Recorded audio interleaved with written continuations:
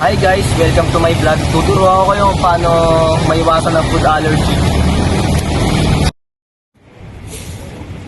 Tol, sarap ng buko no, tol. Kahapon pa yata sa tol. Sarap pa siya.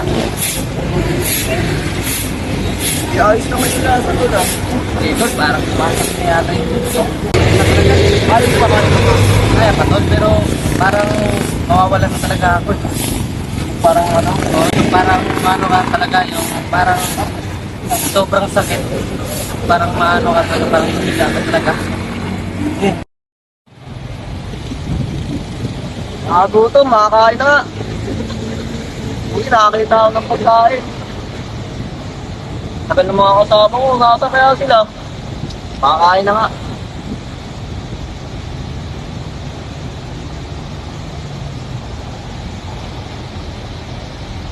Bumuk ng itlog. Naku po. Yung ayaw lasa, idudura ko na to.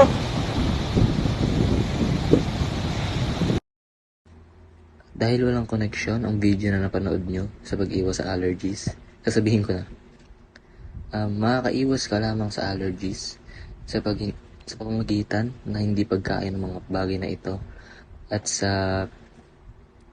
pag-alam ng mga ingredients ng kakainin mo bago mo siya kainin. Yun lamang.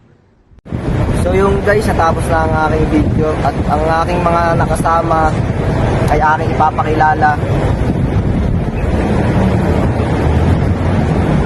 Ito po pala si ito po yung voice actor. Ito po yung cameraman. Ito po yung nakasama ko sa acting.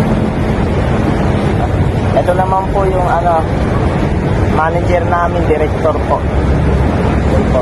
So yun, sana guys may natutunan kayo sa aming mga pinakitang video kung paano makaiwas sa food allergies. Salamat po.